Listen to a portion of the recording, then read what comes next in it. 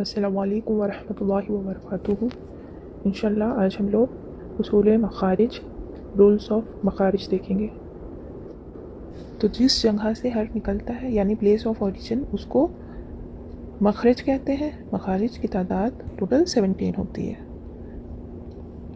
तो तजवीद के बारे में हम लोगों ने पिछली क्लास में इंट्रोडक्शन में देखा था कि कुरान को उसकी तिलावत के हक़ के मुताबिक पढ़ने का नाम तजवीद है। इल्म तजवीद क्या है कि तजवीद की तारीफ़ क्या है कि हर हर्फ को उसके मखरज से तमाम सिफात के साथ अदा करना। और तजवीद का मौजू क्या है कि कुरान को हुरूफ तहज्जी यानी अलिफ बा ता वगैरह को जो कि टोटल 29 है, 29 है, उनको अच्छे से उनकी सिफात के साथ पढ़ना। तजवीद का फ़ायदा क्या है कि दोनों जहानों में कामयाबी हासिल करना। तजवीद का मकसद क्या है? कुरान को नबी करीम सल्लल्लाहु अलैहि वसल्लम के बताए हुए तरीके के मुताबिक पढ़ना। उसका हुक्म क्या है? कुरान को तजवीद से पढ़ना, क्योंकि तजवीद पढ़ना फ़र्ज़ आइन है। उसको मुकम्मल इल्म में तजवीद के साथ सीखना। तो तजवीद को सीखना और तजवीद को समझना ये सारे हम लोगों के फ़र्ज़ हैं, ये हुकूक है। तो लहन की भी किस्में हम लोगों ने अल्हम्दुलिल्लाह देखी थी पिछले वाले दर्स में कि उसकी 2 किस्में होती हैं। लहन जली, जैसे कि हर्फ के मखरज की रियायत को ना रखते हुए, जैसे एक हर्फ है उसको दूसरे हर्फ की तरह पढ़ देना। जैसे यहाँ पर देखिए हा है, उसको ह की तरह पढ़ देना, मतलब उसमें हवा नहीं लाना। ता को सीन की तरह पढ़ देना, सीटी ला देना। वॉ को वॉद की तरह पढ़ देना, जैसे वॉ है इसमें बिल्कुल सीटी नहीं आती, वॉद है इसमें हल्की सी भी आ जाए तो कोई प्रॉब्लम नहीं है। हमज़ा को आइन, आइन है, बहुत सारे लोग आइन को हलक से ना निकाल के उसको हमज़ा की तरह पढ़ देते वगैरह। इन सब चीज़ों को, हरकत को घटाना या बढ़ाना, ज़बर को की जगह ज़ेर पढ़ देना या पेश पढ़ देना, या ज़ेर की जगह ज़बर लगा देना या पेश लगा देना, ये सब लहन जली में आता है, जो कि हराम है। बाज़ जगह इससे क्या होता है, जब हम नमाज़ पढ़ते हैं मायने भी फाजिद हो जाते हैं, मायने अलग हो जाते हैं, जिससे नमाज टूट जाती है हम लोगों की। लहन जली और लहन ख़फ़ी।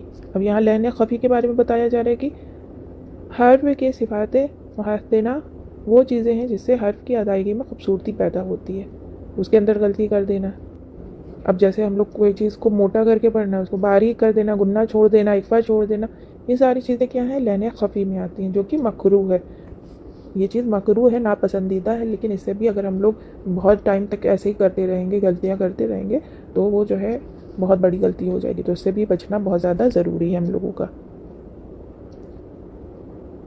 अब हम लोग देखते हैं मखरज के मायने क्या हैं। इसके लुग़वी मायने हैं निकलने की जगह, और इस्तिलाही मायने हैं। लुग़वी मायने मतलब जो लुग़त इस डिक्शनरी में दिया है। इस्तिलाही मतलब जो शरीयत ने उर्फ़ के तौर पर है। मुँह का वो हिस्सा जहाँ से हर्फ अदा होता है, वो ऐसे आर्टिकुलेशन पॉइंट है मुँह का हिस्सा। अब जैसे गर्दन से हम लोगों के जो हर्फ अदा होते हैं, हलक से हर्फ अदा अलग होते हैं, ज़बान से अलग होते हैं, नाक में गुन्ना होता है, इक्फा होता है, ये सारी चीज़ें जो हर्फ जहाँ से अदा होते हैं उसके बारे में यहाँ पर बता रहे हैं। इस्तिलाही मायना क्या होता है कि मुँह का वो हिस्सा जहाँ से हर्फ अदा होता है। मखारिज का बयान, जिस जगह से हर्फ निकलता है यानी प्लेस ऑफ ओरिजिन, उसको मखरज कहते हैं। मखारिज की तादाद टोटल 17 है। तो यहाँ पर मखरज सिंगुलर है और मखारिज प्लूरल ऑफ मखरज है। मखरज अगर हम लोगों को किसी चीज़ का मालूम करना है तो उसका तरीका क्या होता है, जिस हर्फ का मखरज मालूम करना हो उसको साकिन करके और उसके आगे वाले हर्फ के आगे हमज़ा लगा देंगे। अब जैसे यहाँ पर देखिए, और जहाँ पर जैसे अब हमज़ा लगा दिया, जैसे अब जिस जगह आवाज़ रुक रही है तो वहाँ पर वही उसके मखरज की जगह है, उस हर्फ के मखरज की जगह है, जैसे अक, अब, अज।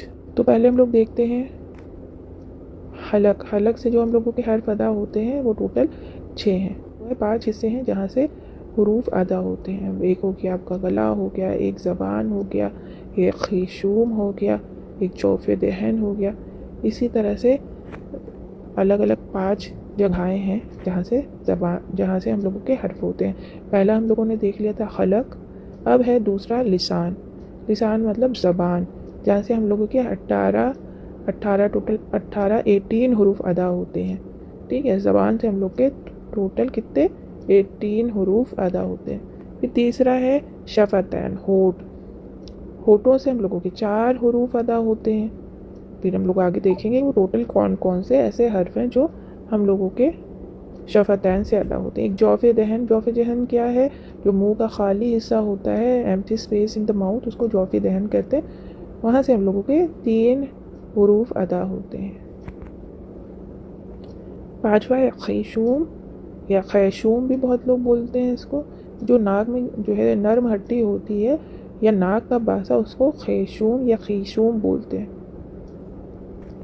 तो मखरज या मखारिज की बुनियादी इकसाम क्या है? 2 तरह से इसमें डिवाइड किए गए हैं, एक मखारिज मुहक्कका और एक मखारिज मुक़द्दरा। मखारिज मुहक्कका क्या है? अब जिनके बारे में हम लोगों को पता है ये कहाँ से हर्फ अदा होते हैं, जैसे हलक हो गया, ज़बान हो गई, शफ़तैन यानी होंठ हो गए, तो ये एक ऐसी जगह है जो हम लोगों को पता है कि यहाँ से अदा होते हैं। अब मखारिज मुक़द्दरा ऐसे जो हम लोगों को पता नहीं, जैसे जौफ़िदन खाली एरिया है, या फिर नाक का बासा, वहाँ पर जो है हवा जाती है, कहाँ पर होती है वो एक आर्टिकुलेशन पॉइंट, वो जगह हम लोगों को सही से मालूम नहीं। तो ये 2 मखारिज मुक़द्दरा में आ जाते हैं, एक जौफ़ दहन और एक खैशूम। हलक से अदा होने वाले जो हुरूफ हैं उनको हुरूफ हल्की कहते हैं, जैसे हमज़ा, हा, आइन, हा, गैन, खौ, और ये हलक से अदा होते हैं।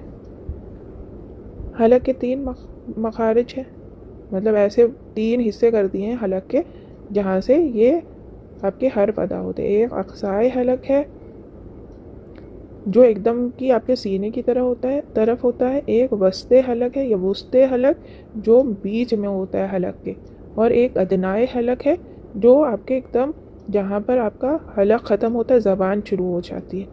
ठीक है, तो उसको अदनाए हलक कहते हैं। अब अक्साए हलक से 2 हर्फ, सीने की तरफ से 2 हर्फ ऐसे होते हैं, हमज़ा, ह। ये ह में आपका थोड़ा सा सीने की तरफ से वाइब्रेशन फील होगी, थोड़ी सी आपको लगेगी ये सीने की तरफ से निकल रहा है, इसमें हवा नहीं आती। अब वस्ते हलक से निकलने वाला एक हा और आइन, हा, आइन, इसमें हा में हवा आती है। इसको हम लोग इन दोनों हा को अदा करते वक्त अच्छे से प्रैक्टिस करनी है कि अलग मखरज सुनाई दे। और जो एकदम मुंह की तरफ है, हलक की तरफ है, वहाँ से खौ और गैन, ये दोनों अदा होते हैं हर्फ। और ये दोनों हर्फों को मोटा भी पढ़ा जाता है, खौ और गैन, इनको मोटा भी किया जाता है। इनकी सिफ़ात क्या है? इनको मोटा करना। और ये निकलते कहाँ से हैं? एकदम जहाँ पर आपका हलक ख़त्म होता है और ज़बान शुरू होती है। अक्साए हलक क्या है? हलक का निचला हिस्सा जहाँ से हर्फ अदा होते हैं। वस्ते हलक, हलक का दरमियानी हिस्सा जहाँ से रूफ अदा होते हैं। और अदनाए हलक, हलक का ऊपरी हिस्सा जहाँ से हर्फ अदा होते हैं। ये चीज़ें हम लोगों ने पहले ही देख ली थी। ठीक है, अक्साए हलक से हमज़ा हा अदा होता है, हलक का निचला या इब्तदाई हिस्सा यानी सीने की तरफ का जो हिस्सा होता है जहाँ से हर्फ अदा होते हैं। वस्ते हलक क्या है? Middle part of the throat है, जो बीच में है, जहाँ दरमियानी हिस्सा भी कह सकते हैं, जैसे आइन और हा अलग होता है, हलक का दरमियानी हिस्सा यानी बीच का हिस्सा जिससे हर्फ अदा होते हैं। अदनाए हलक यानी गैन और खा, हलक का ऊपरी हिस्सा यानी मुंह की तरफ का हिस्सा, जहाँ से आपकी एकदम ज़बान स्टार्ट हो जाती है और वहाँ पर आपका हलक ख़त्म हो जाता है, वही आपका अदनाए हलक कहलाता है। अब हम लोग लिसान देखते हैं। लिसान ज़बान में 10 मखारिज पाए जाते हैं, जहाँ से आपके 18 हुरूफ अदा होते हैं। अब यहाँ पर ज़बान के अगर आप लोग नक्शा देखेंगे तो उसमें एकदम जो आपकी जड़ से लगा हुआ है उसको आप लोग अक्साए लिसान कहते हैं। फिर ज़बान का एकदम मिडिल वाला हिस्सा वो वस्ते लिसान है। फिर आप यहाँ पर जो पर्पल कलर में देख रहे हैं हाफ़ाए लिसान है। हाफ़ाए मतलब जो एकदम एजेस पर हो, ज़बान के किनारे। ठीक है, और ज़बान की नोक जो आपको हरे पार्ट में दिखाई दे रही है वो है तरफ़े लिसान। तो ये अगर आप लोगों को पार्ट्स पता होंगे तो आपको पता समझ में आएगा कि ये पार्ट्स जब जाके कहाँ लगते हैं, कौन से दांत में या कौन से मसूड़ों में, तो आपके कौन से मखरज अदा होते हैं।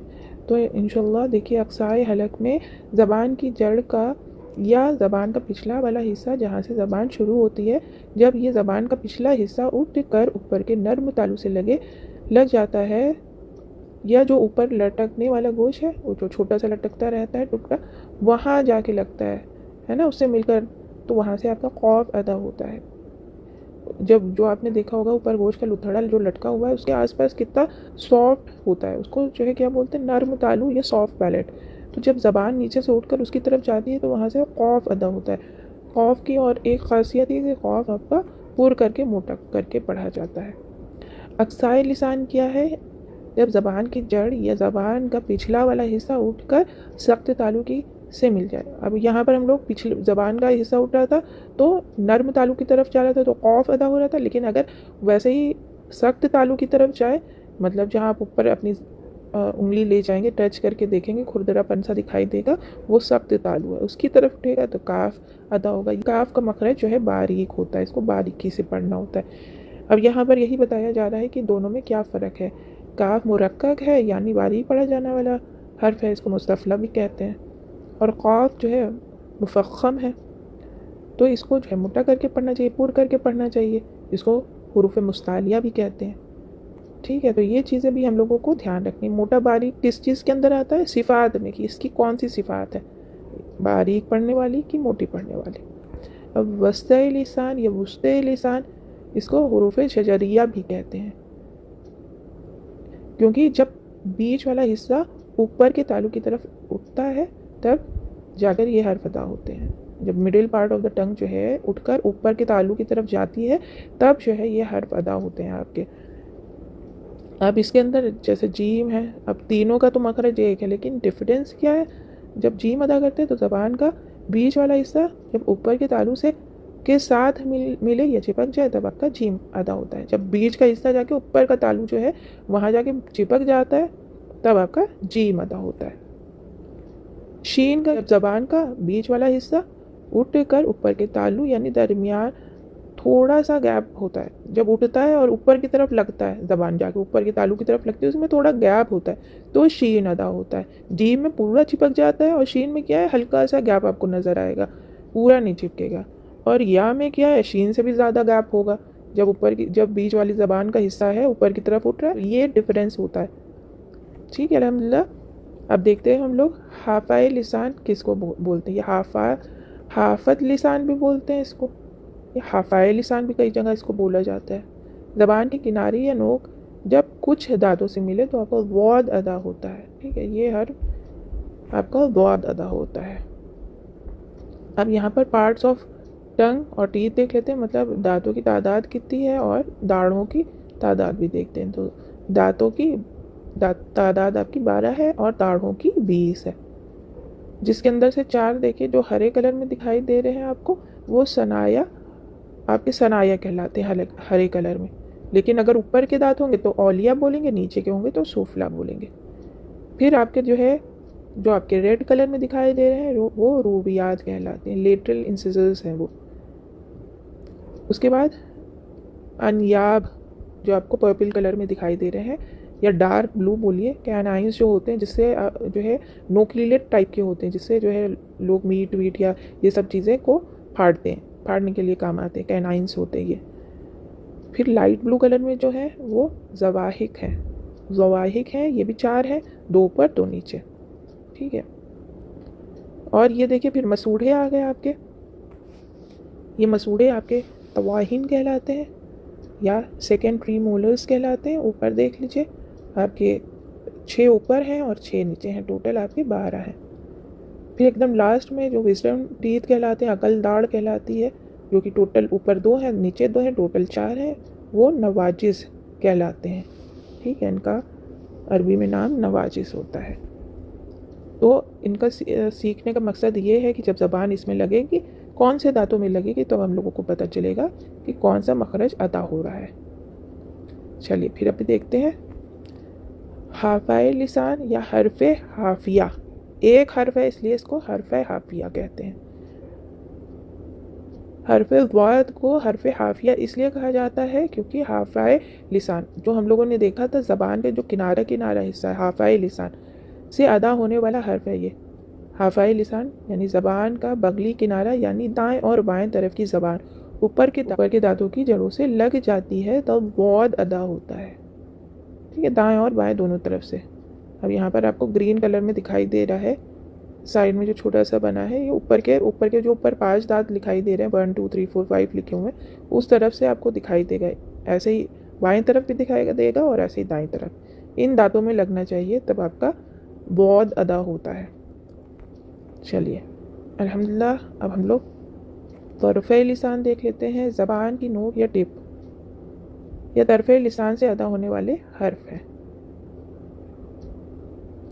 तो इसके टोटल 11 हरूफ होते हैं जो तरफ़े लिसान से अदा होते हैं, जैसे कि लाम, नून और रा।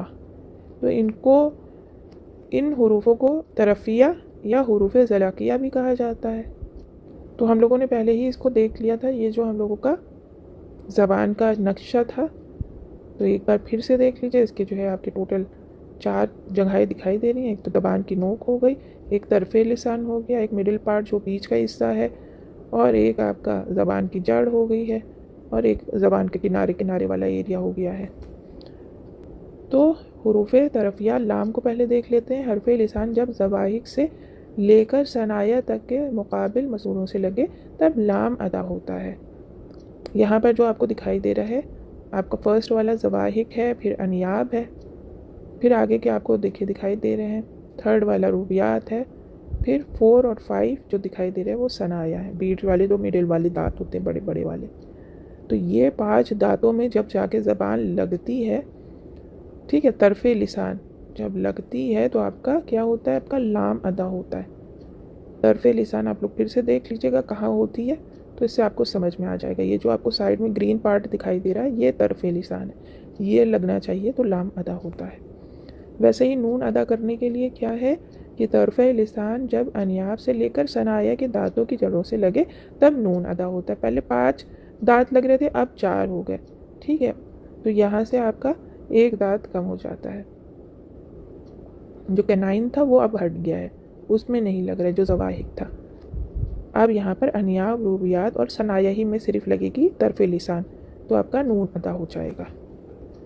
अब रा अदा करने के लिए क्या है, पुश्ते लिसान मतलब ज़बान का पिछला वाला जो हिस्सा है वो जब मुकाबिल के तालु से लग जाए तब आपका रा अदा होता है, ठीक है। ये जो है मुकाबिल का जो तालु, ऊपर का जो तालु है वहाँ पर लग जाए। यहाँ पर स्क्रीन पे जो आपको इमेज दिखाई दे रही है वहाँ पर आपको मुकाबिल का तालु का निशान बना के दिखाया जा रहा है, उसी पे लिखना है, तो आपका रा अदा होगा। अब हुरूफ़े नतइया क्या होता है, ता, दाल और त्वा। नता का मतलब होता है तालु और मसूड़ों के दरमियान खुरदुरी जगह। जो तालु ऊपर का छू के देखिएगा अपने अंगूठे से, तो वो खुरदुरी जगह है, वो खुरदुरी जगह को बोला जाता है नता। इसकी अदायगी क्या है कि जब ज़बान की नोक, टिप ऑफ द टंग, जब सनाया औलिया की जड़ों से लग जाती है तब आपका ता, दाल, तौ अदा होता है। टिप ऑफ द टंग वो आपका कहाँ लग रहा है, ऊपर के जो 2 बड़े दांत हैं उनकी जड़ों में, तब ये हर्फ अदा होते हैं ता, दाल और तौ। अब इनके अंदर फ़र्क क्या है, इनके अंदर फ़र्क है तफ़ख़ीम और तरक़ीक़ का, कहते हैं, यानी बारीक पढ़े जाने वाले हर्फ इनको मुस्तफ़ला भी कहा जाता है, और मुफ़ख़्ख़म मतलब मोटा पढ़े जाने वाला हर्फ इसको हुरूफ़ मुस्तालिया भी कहा जाता है। जैसे ता और ताल को हम लोग बारीक पढ़ते हैं, तौ को मोटा करके पढ़ते हैं, इसकी सिफ़ात है, इसीलिए इसको मुस्तालिया भी कहते हैं। हुरूफ़ लिसविया कितने हैं, ता, दाल और ज़ौ। अब इनको जो है लिसविया इसलिए कहते हैं क्योंकि इनको नरमी से बिना सीटी के अदा करना चाहिए। लिसविया माने होता है, ये एक ऐसा अरबी लफ्ज़ है जिसके मायने हैं मसूड़े, ठीक है, इसके मायने होते हैं मसूड़े। इसकी अदायगी क्या है कि ज़बान का हिस्सा जब सनाया औलिया के अंदरूनी किनारों से लगे तब जाकर ये हरूफ अदा होते हैं, ता, दाल और ज़ौ। अल्हम्दुलिल्लाह। अब इसके अंदर हुरूफ़ लिसविया, इनमें भी क्या फ़र्क है, इसमें भी फ़र्क है तफ़ख़ीम और तरक़ीक़ का। ता और दाल मुरक्कक है, यानी बारीक पढ़े जाने वाले हर्फ हैं, इनको बारीकी से मुस्तफ़ला भी कहलाते हैं, इनको बारीकी से पढ़ा जाता है। ज़ौ है, ये मुफ़ख़्ख़म है, इसको मोटा पढ़ा जाता है और इसको हुरूफ़ मुस्तालिया भी कहा जाता है। और इन जो आपको तीनों दिखाई दे रहे हैं इनको पढ़ते वक्त इसमें सीटी नहीं आनी चाहिए। अगर ता में हम लोग सीटी ले आएंगे तो वो सीन बन जाएगा, दाल में सीटी ले आएंगे तो ये ज़ा बन जाएगा। इसी तरह ज़ौ में भी हम लोगों को नरमी से अदा करना है। अब यहाँ पर हुरूफ़ सफ़ीर, ज़ा, सीन और स्वाद, अब इनको हुरूफ़ असलिया भी कहा जाता है।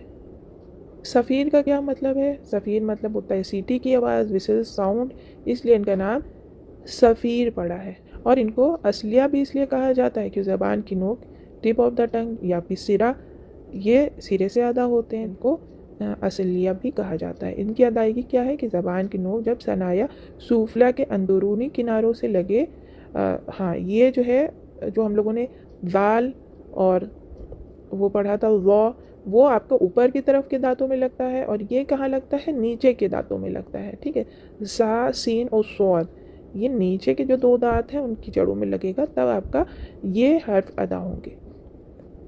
ठीक है, तो अब आगे देखते हैं कि इनके अंदर वही फ़र्क है कि जो है कुछ मोटे पढ़े जाते हैं, कुछ बारीक। तफ़हीम और तरक़ीक़ का फ़र्क है। सा और सीन मुरक्कक है, यानी बारीक पढ़े जाने वाले हर्फ हैं, और स्वाद आपका मुस्तालिया में से है, मुफ़ख़म है, इसको मोटा करके पढ़ेंगे, और इन सब में सीटी आएगी, सा सीन स्वाद। ठीक है, जो ऐसे फिसफिसाने की आवाज़ शुरू में आती है उसको सीटी कहते हैं। इस तरह से इसमें आवाज़ आनी चाहिए। अब मखारिज मुहक्कका क्या है? दो हर्फ जैसे हलक से निकलते हैं, ज़बान से निकलते हैं और होठों से अदा होते हैं, ये मुहक्कका में आते हैं। हम लोगों ने हलक और ज़बान देख लिया है, अब हम लोग शफ़ातैन देखते हैं कि उससे अदा होने वाले हर्फ कौन से हैं। तो हुरूफ़ शफ़ातैन, या इसको हुरूफ़ शफ़िया भी कहते हैं, क्योंकि ये शफ़ातैन से अदा होते हैं। और ये कौन कौन से हर्फ से अदा होते हैं? एक बा, मीम, फ़ा और वाव, ये होठों से अदा होने वाले हर्फ हैं, इसलिए इनको हुरूफ़ शफ़िया भी कहा जाता है। हुरूफ़ शफ़िया फ़ा को कैसे अदा करते हैं कि सनाया औलिया के किनारे जब निचले वाले होठों के अंदरूनी हिस्से से लगते हैं, तब आपका फ़ा अदा होता है। सनाया औलिया यानी ऊपर के जो दो दांत हैं उनके जो किनारे हैं, नीचे का जो गीला वाला हिस्सा है होठों का, नीचे का जो होठ है उसका गीला वाला हिस्सा है, वहाँ जाके आपके वो दांत लग जाते हैं, तो आपका फ़ा अदा होता है। ये हुरूफ़ महमूसा के अंदर आता है, क्योंकि इसके अंदर सिफ़ात हम्स भी पाई जाती है। ठीक है, ये सिफ़ात हम्स हम लोग इंशाअल्लाह जब हम लोग आगे सबक देखेंगे तो ये सिफ़ात क्या होती है तब हम लोग इसको पढ़ेंगे इंशाअल्लाह ताला, और इसको बारीकी से पढ़ा जाता है, ये बारीक हर्फ है। अब हम लोग हुरूफ़ शफ़िया में बा देखेंगे, जब दोनों होठों का गीला हिस्सा आपस में मिल जाता है तब आपका हर्फ बा अदा होता है। जो अंदरूनी गीला हिस्सा होता है होठों का, वो मिलने से बा अदा होता है। अब हुरूफ़ शफ़िया में मीम देख लेते हैं, जब दोनों होठों के खुश्क वाले हिस्से आपस में मिले तब ये हर्फ अदा होता है। ठीक है, बिल्कुल जाकर एक दूसरे में चिपक जाते हैं जब दोनों होठ, तब आपका हर्फ मीम अदा होता है। अब हुरूफ़ शफ़िया में वाव देख लेते हैं। हर्फ वाव का क्या अदायगी है कि दोनों होठों को गोल करने या दोनों होठों के किनारे मिलकर और बीच का हिस्सा खुला रहे, तब आपका वाव अदा होता है। ये आप जो है नीचे जो आपको इमेज दिखाई दे रही है एग्जाम्पल्स में, उसमें आप देख सकते हैं कि साइड का होठ चिपके हुए हैं, बीच में आपका होठ खुल गए हैं, साइड में चिपके हैं, मिले हुए हैं और बीच का हिस्सा खुला है, तो वहाँ से वाव अदा हो रहा है। अल्हम्दुलिल्लाह। अब हम लोग देख लेते हैं मखारिज मुक़द्दरा में जौफ़ दहन, जो हर्फ जौफ़ दहन से अदा होते हैं वो हर्फ हम लोग देख लेते हैं। तो जौफ़ दहन होता क्या है? जौफ़ दहन यानी खाली जगह जो मुंह के अंदर होती है, एम्प्टी स्पेस ऑफ माउथ, मुंह का खला भी इसको बोला जाता है। जब ज़बान बंद करिएगा तो आपको एक स्ट्रक्चर दिखाई देगा मुंह का जो कि बिल्कुल खाली होता है, तो वो आपका जौफ़ दहन कहलाता है। तो जौफ़ दहन से हम लोगों के 3 हुरूफ अदा होते हैं, अलिफ, वाव और या। तो ये अलिफ, वाव और या मद्दा अदा होते हैं जौफ़ दहन से, जैसे आ, बू, बी या बा। तो आ की जो आवाज़ जा रही होती, ऊ की आवाज़ जा रही होती, वो मुंह के जौफ़ दहन में जा रही होती। अलिफ मद्दा, वाव मद्दा, या मद्दा क्या है? अलिफ मद्दा क्या है? अलिफ से पहले किसी हर्फ पर ज़बर हो तो उसको अलिफ मद्दा कहते हैं। वाव मद्दा क्या है? वाव साकिन से पहले किसी हर्फ पर पेश हो तो वो वाव मद्दा कहलाता है। या मद्दा क्या है? या साकिन से पहले किसी हर्फ के नीचे ज़ेर हो, उसको या मद्दा कहते हैं। जौफ़ दहन हम लोगों ने देख लिया है, ये 3 मद अलिफ मद, वाव मद और या मद जौफ़ दहन से अदा होते हैं, और गैर मद्दा होंगे तो वो मखारिज मुक़द्दरा के अंदर शामिल नहीं होंगे, बल्कि वो मुहक्क़क़ा के अंदर इनका ताल्लुक़ होगा। चलिए फिर आगे देख लेते हैं। मखारिज मुक़द्दरा में अब हम लोग खीशूम देख लेते हैं। खीशूम क्या है? नाक के बासे को खीशूम कहते हैं। तो नाक के बासे से अदा होने वाली चीज़ें क्या हैं? जैसे कि गुन्ना है, इक़फ़ा है, इक़ाम नाक़िस है। ये सारी जो आवाज़ नाक में जाके, नाक के बासे में जाके गूंजती हैं, जो आवाज़, उसको हम लोग बोलते हैं। ये सारी चीज़ें हम लोग नाक के बासे में ले जाते हैं, जैसे गुन्ना भी, इक़फ़ा भी, ये सारी चीज़ें। जैसे इन्ना मिम्मा, ये जो गुन्ना हो रहा है ये नाक के बासे में जब आवाज़ ठहर रही है तो हो रहा है। तो अल्हम्दुलिल्लाह मखरज, ये सारे मखरज हम लोगों ने देख लिए हैं, और ये मखरज का सबक हम लोगों का पूरा होता है इंशाअल्लाह ताला। इसको अच्छे से समझिएगा, जो चीज़ ना समझ में आए उसको आप लोग फिर से पूछ सकते हैं। अस्सलामु अलैकुम व रहमतुल्लाहि व बरकातुहू। जज़ाकल्लाह खैर।